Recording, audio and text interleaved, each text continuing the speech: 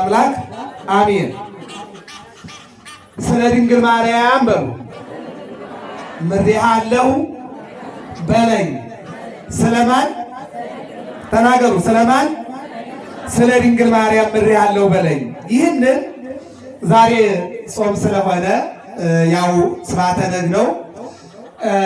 ወበከመ አቀብከነ እምሰርክ እስከ ነግ፣ ከማታ ጀምረን እስከ ጧት ጆሮአችን፣ ዓይናችን፣ አፋችን፣ አጠቃላይ መላ ሰውነታችን እኛ ደክሞን ገባን፣ ተኛን።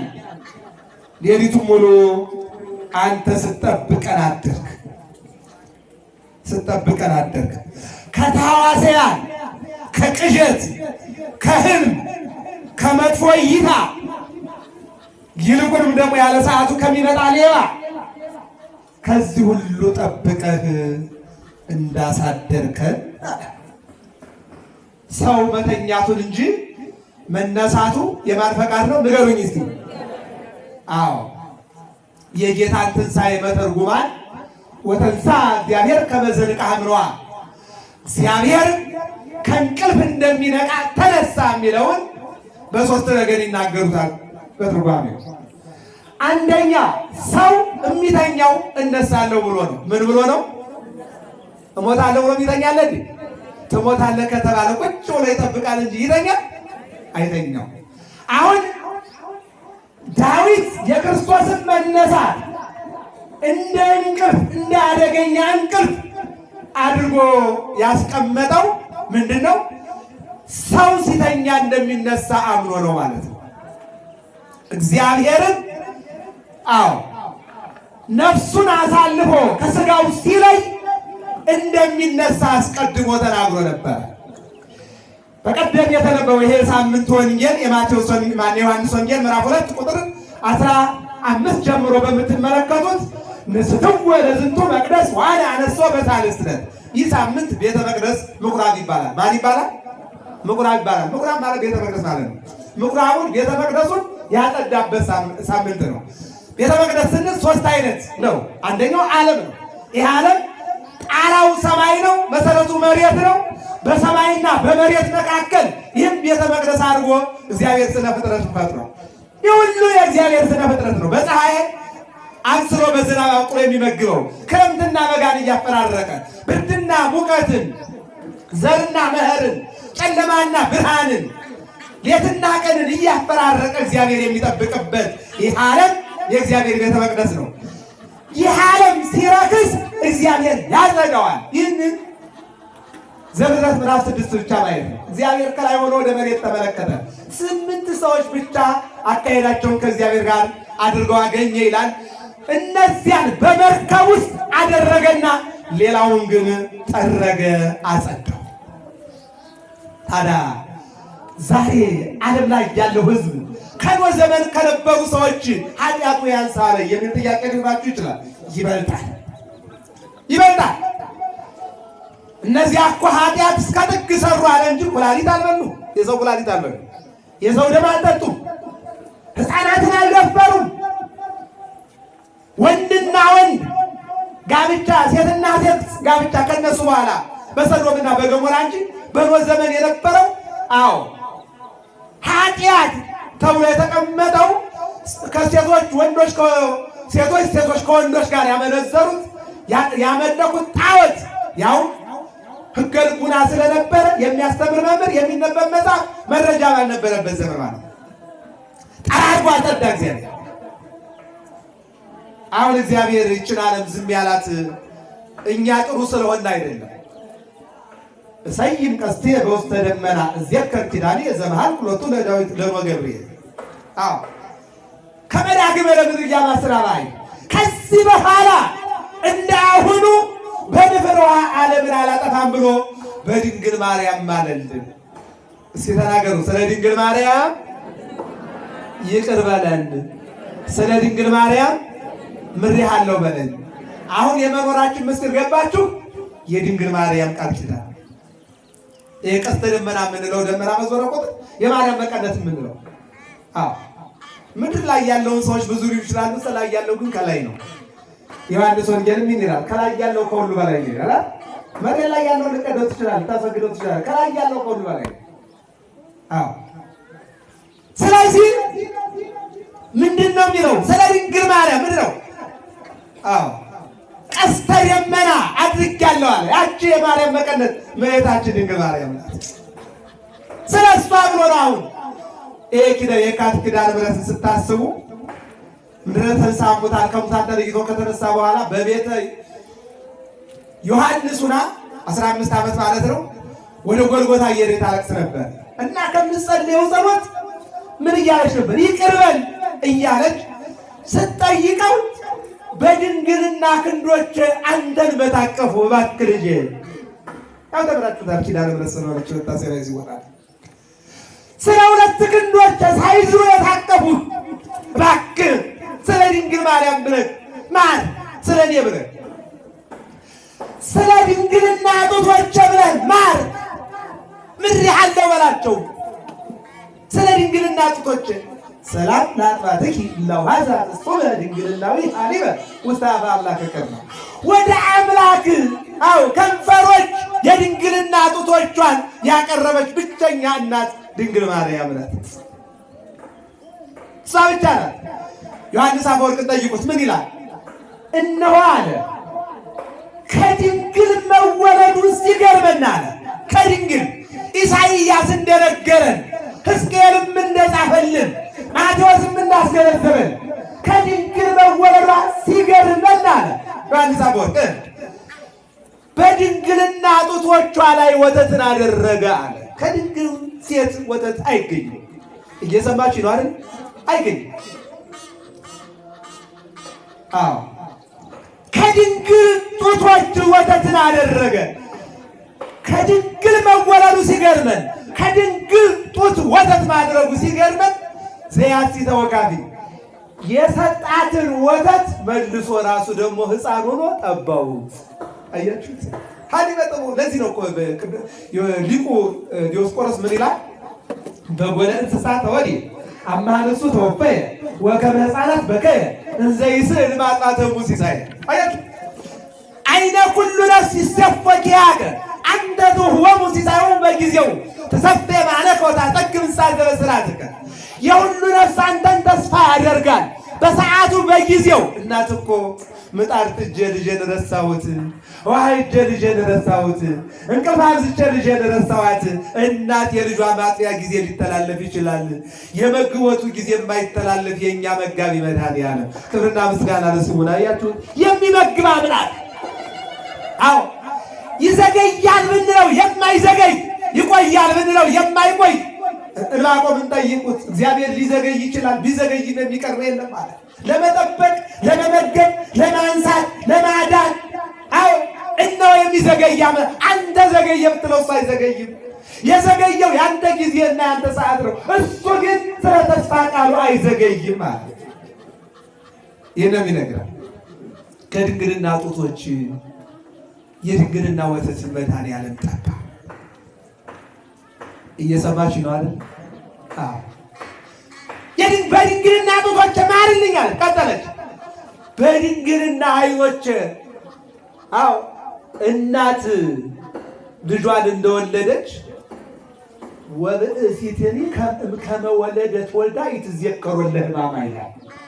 9 ወር ከ5 ቀን ጸንሳ ትቆይና ይሄ ዕለተ ምጽአት ዮሐንስ ወንጌላዊ በራእዩ ምዕራፍ 9 ትርጓሜ ላይ እንዲህ ይላል። መልአኩ ከዮሐንስ ጋር ሲነጋገር፣ ቅዱስ ሚካኤል ነው መልአኩ ቅዱስ ሚካኤል ለዮሐንስ እየመጣ በደሴተ ፍጥሞ ያስተማረው ወይም ደግሞ የነገረው ወይም ያጻፈው ራእይ ነው። የአዲስ ኪዳን ትንቢት ነው፣ የአዲስ ኪዳን ራእይ ነው እና በዚያ ላይ ምን ይላል? ስለ ሁለት ነገር መርምረህ እወቅ ይለዋል መልአኩ። ማንን? ቅዱስ ዮሐንስ ወንጌላዊው። ሀለው ዝየ ለይጥምወ ለሞት ሞትን የማይቀምሱ አሉ ተብሎ ሞትን ያላየ የተሰወረ ታላቅ ሐዋርያ ታላቅ ወንጌላዊ ነው። ይልቁንም እስከ ሞት ድረስ ቀራንዮ መስቀሉ ስር ተገኝቶ የኢየሱስ ክርስቶስን ግርፋት ያየ ማን ያዳ የቀበረ ማንያው ላይ የነበረ ነውና ስለ ዓርብና ስለ ቀራንዮ ስለ መድኃኒዓለም ማውራት ቁጥር አንድ የሚችለው ዮሐንስ ወንጌላዊ እየቆጠረ መከራውን አይቷል። 70 ዘመን ያ የክርስቶስ መከራ ትዝ እያለው አዝኗል። ቁጹረ ገጽ ይለዋል፣ ፊቱ ጠቁሯል። የክርስቶስን መከራ እያሰበ ዮሐንስ ወንጌላዊ እና ስለ ሁለት ነገር ምንድን ነው እሱ? ስለ ዕለተ ምጽአትና ስለ ግፋ ሰማዕታት።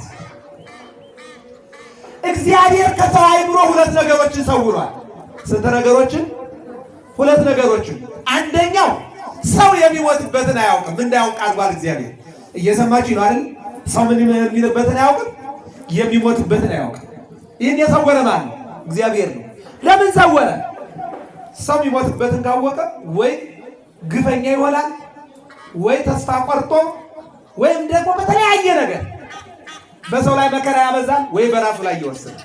ስለዚህ የሚሞትበትን ቀን እስመ ኢየአምር ዘይመጽእ ላዕሌሁ ሰው እንኳንስ የሚሞትበትን የሚመጣበትን እንዳያውቅ አድርጓል እግዚአብሔር። እየሰማችሁ ነው አይደል?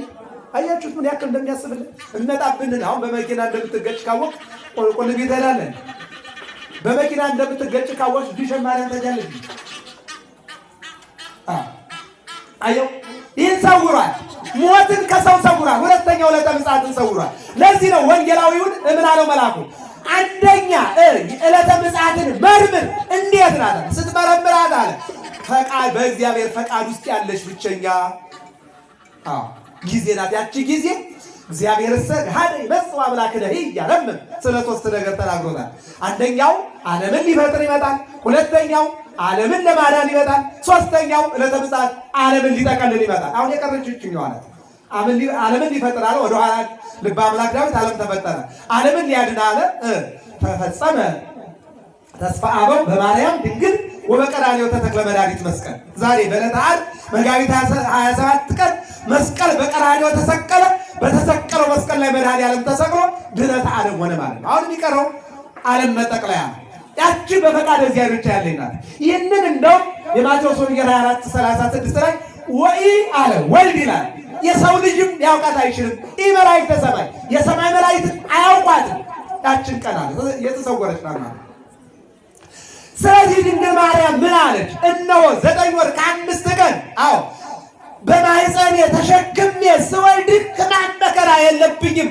ስለዚያ ስለ ማኅፀኔ ስለዚያ ወልጄ ለዓለም ባስረከብኩበት ማኅፀኔ ይዣለሁ። ስለ ድንግል ማርያም ይቀርባል። ስለ ጡቶቼ ይቅር በል አለች። ሴት ልጅ ግን ያው ወልዳ በቀዶ ጥገና የሚሆን ኖርማል ያው መከራ አለ፣ ምጥ መከራ አለው እና ሴቷ ወልዳ ልጇን ቀና ብላ ማየት እንድትችል ዶክተሮችን ትጠይቃለች። ልጄ ደህና ነው፣ ልጄ ደህና ናት ትላለች። ደህና ናት ከተባለች አይኗ ግልጥ ብሎ መጀመሪያ የምታየው ምኗ ነው? የወለደችውን ልጇ። እየሰማችሁ ነው አይደል? የለም ከተባለች ግን ከመከራ ላይ መከራ ይሆንባታል። 9 ወር ከ5 ቀን የደከመችበት ልጇ አለ ከተባለ ግን መከራዋ ይወገድላታል። የኢትዮጵያን መከራ ያስወግድልን መድኃኒዓለም። ስለዚህ ምን አለች? በጡቶቼ ይዣለሁ። ቀጠለች። በእግሬ ግብፅ ለግብፅ ኢትዮጵያ ለኢትዮጵያ በተንከራተትኩበት ይዣለሁ አለች መድኃኒዓለም። መሐልኩ ለኪ በርእሴ ከመ ኢየሱስ ባይኮት ያለ በእነሆ በራሴ ምዬልሻለሁ በዕለተ ኪዳነ ምሕረት በዕለተ ማርያም በልደትሽ በዚህ ሁሉ ይቅርና 365 ቀናት ማርያም ማርያም ማርያም ኪዳነ ምሕረት እያሉ እኔን አምላክ አንቺን ወላዲተ አምላክ እኔን ብርሃን አንቺን ደግሞ አንቲ ሙለ ብርሃን እኔን ወልድ አንቺን ወላዲተ አምላክ እያሉ ለተማጸኑና መታሰቢያሽን ላደረጉ ስለ ድንግል ማርያም ብዬ ምሬአለሁኝ አለ። ክብርና ምስጋና ለመድኃኒዓለም ይሁን። እንደሚለን አሁን እዚህ ጋር መልኩ ምን ይላል? ሰላም ለጉሬከ ክቡር ወልውል። መጥፎ ለማይወጣበት ክፉ ለማይወጣበት ዓለምን ለማዳን ሰዎችን ለማዳን ለሚናገርበት ለዚህ እስኪ አንድ ጥያቄ ልጠይቃችሁ። እንድረ 7 ዓመት አለው አዳም ትእዛዝ እግዚአብሔር። አዳም ወደ ገነት ከገባ ከ7 ዓመት በኋላ የእግዚአብሔርን ትእዛዝ ጣሰ ይልና ምንድነው የጣሰበት ብላችሁ ትጠይቁ ኦሪት ዘፍጥረት ምዕራፍ 3 ቁጥር 9 ላይ ነው ያለው። ሔዋን በለስን ቆረጠችና በላች፣ አዳምንም አበላችው።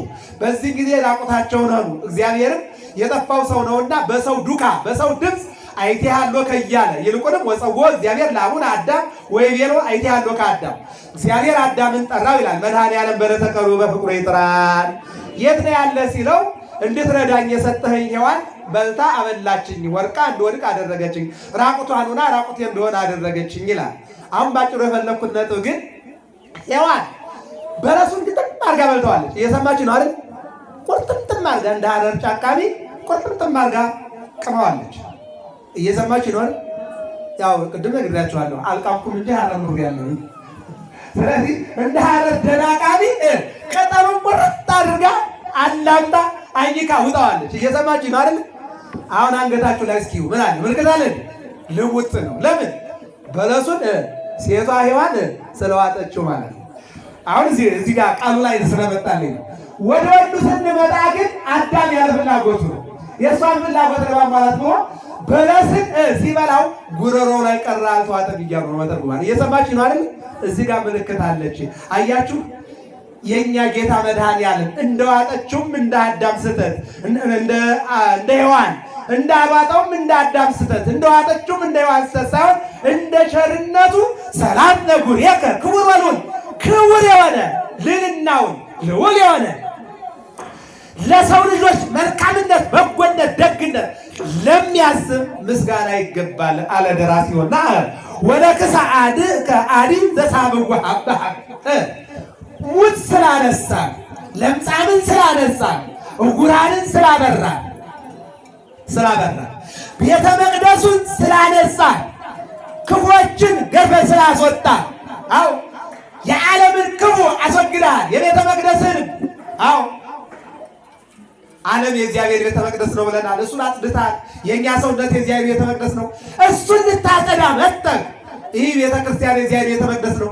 እሱም በደም ልትመሰርት መጠቅ እነሆ መከራ አይተሃልና፣ አው ይልቁንም ደግሞ አንገት ላይ ገመድ ታስሮ ተጎትተሃልና ለአንገትህ ምስጋና ይገባል። እኛ አንገት ላይ እኮ ያለው ማተብ ነው። ላይኖርም ይችላል። አው በክርስትናችን ለበረታ ነው። እኛ አንገት ላይ ያለ ማተብ ነው። መድኃኔዓለም አንገት ላይ ያለው ግን ገመድ ነው።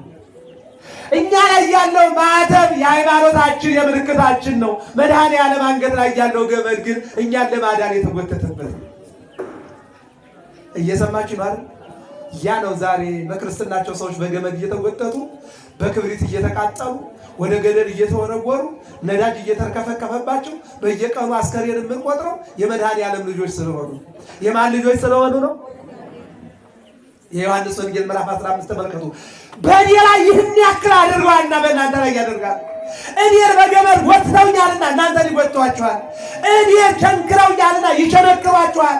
እኔን ወግተውኛልና ይወጓችኋል። እኔን እነሆ በሚስማር ስለት አቃጥለውኛልና እናንተንም ያቃጥሏችኋል። አያችሁ፣ ሃይማኖት አልጋ ባልጋ አይደለም። የሞቱትን ወገኖቻችን በቅዱሳን ቦታ ያሳርፍልን መድኃኔዓለም። አሜን በሉ። ወለከሳድከ አዲ ዘሳብዎ በኀብ ምን አድርጎ ነው?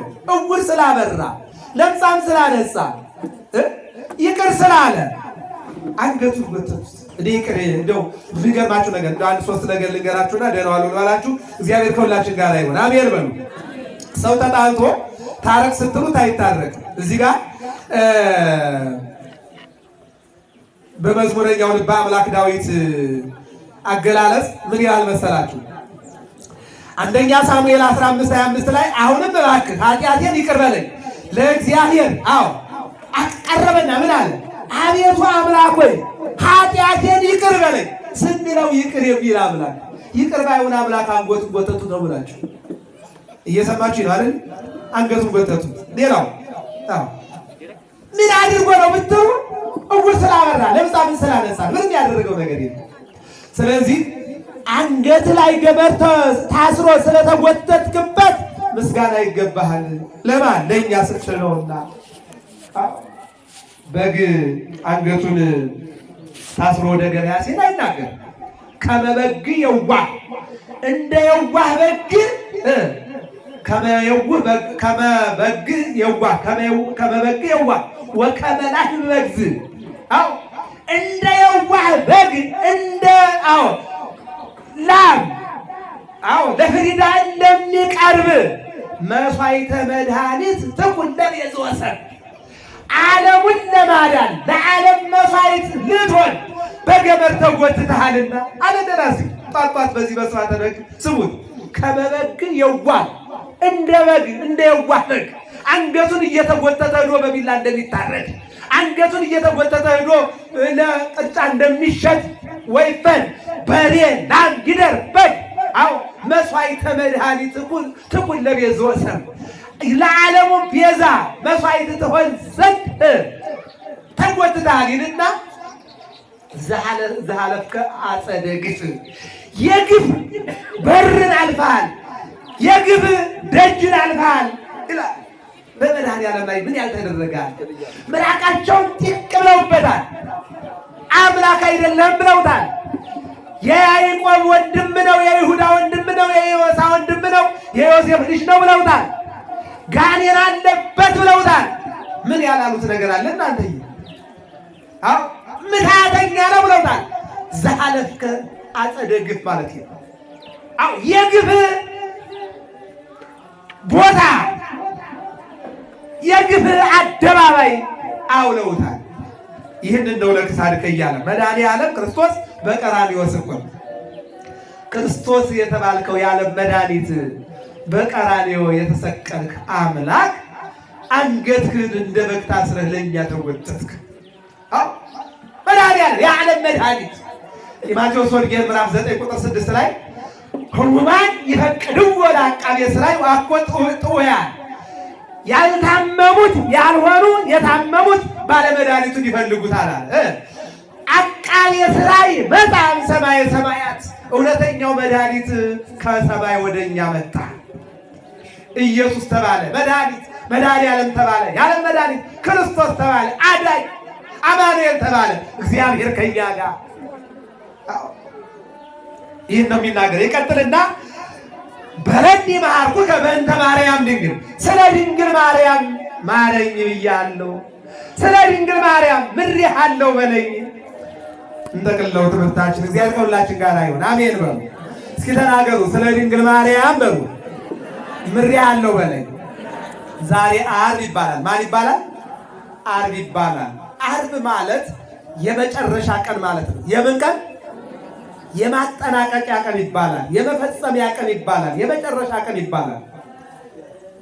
የፈለኩት ይህንን ነው።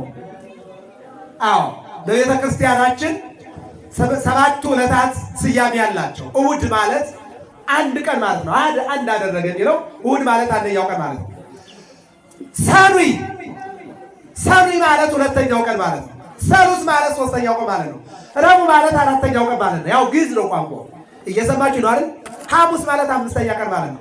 ዓርብ ማለት ግን የኛ ቋንቋ አይደለም፣ የግሪክኛ ግዕዝ አይደለም፣ አማርኛ ማለት ነው። እየሰማችሁ ነው አይደል? የማጠናቀቂያ ቀን፣ የመጨረሻ ቀን፣ የመፈጸሚያ ቀን።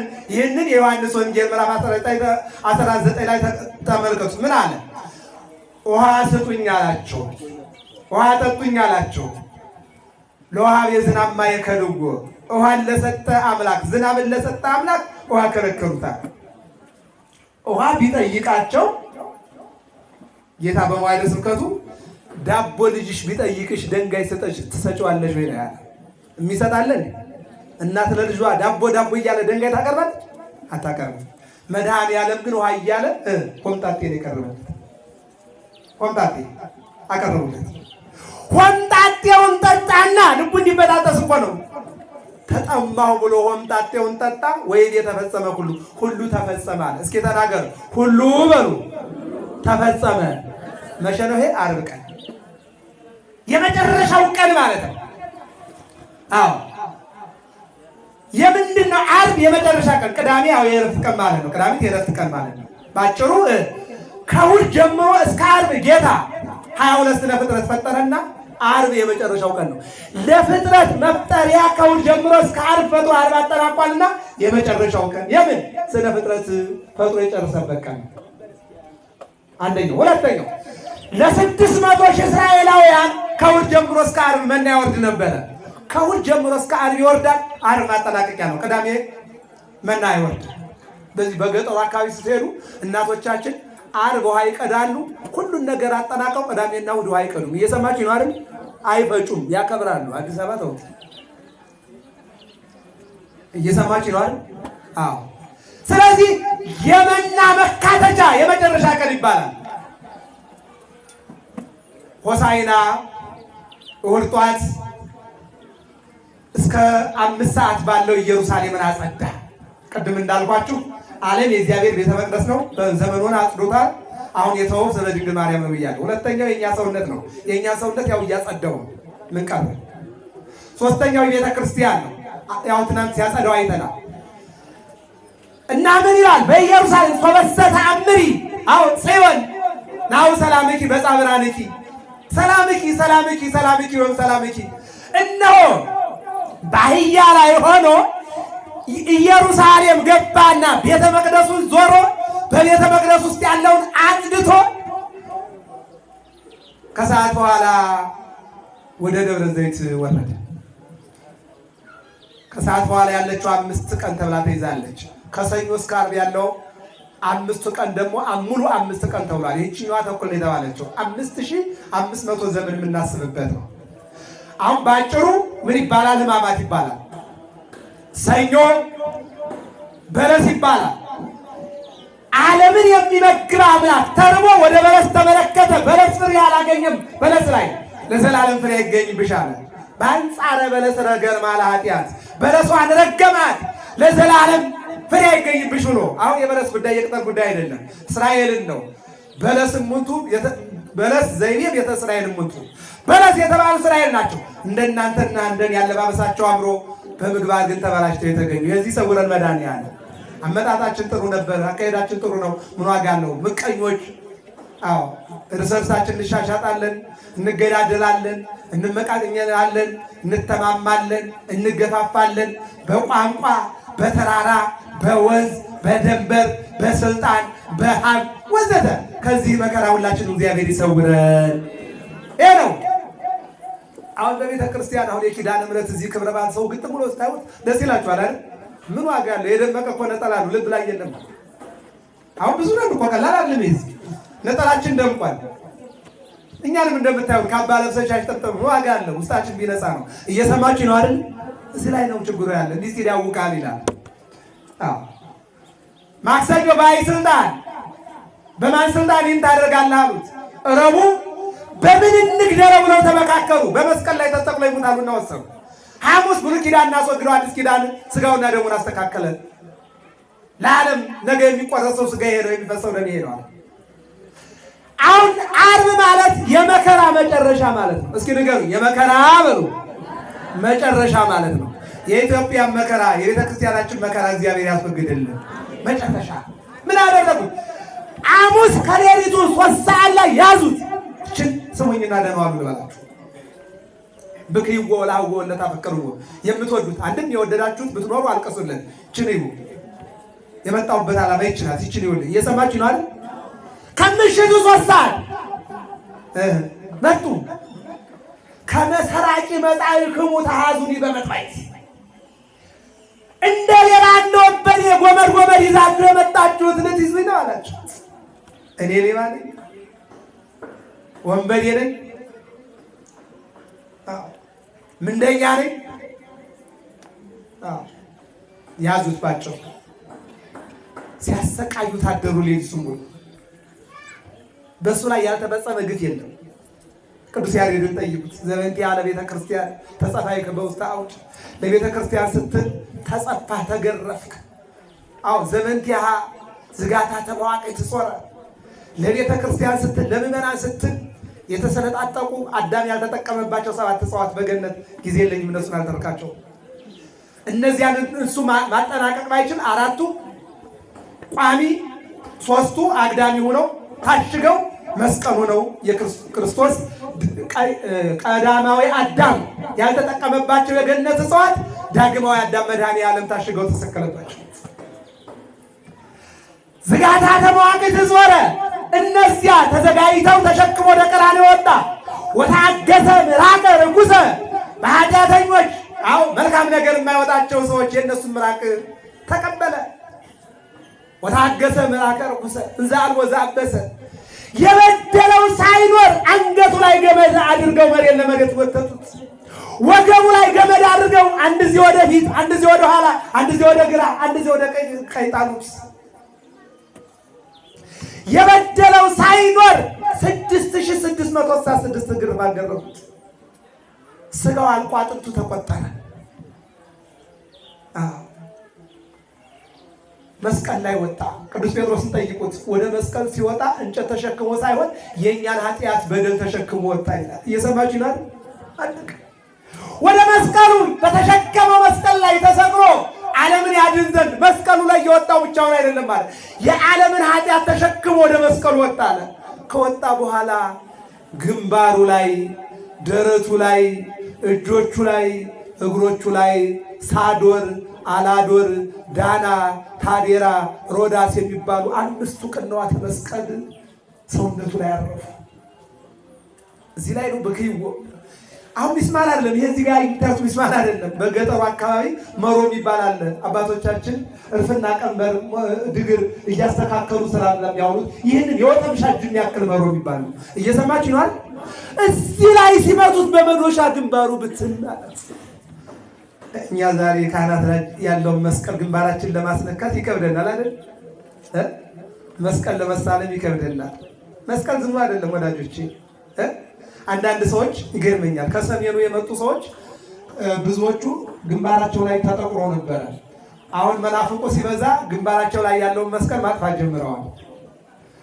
አንቺ የምታጠፉ የተጠቆርሽውን ነው። ድሮም እኮ ተጠቆር ያልተባልሽ መመኘውና በደምሽ አዋጁ ነው እንጂ የኛ ጌታ ግን ስትመለከቱት ግንባሩ ላይ 3 ክንድ መሮ ነው ያለው እጁ ላይ እዚህ ላይ አሁን ሁላችሁ ምን ያንገታችሁ ማተባሳዩኝ አላችሁ በላችሁ ግን የተወሰነ ሰው ማይተባ አይኖረው።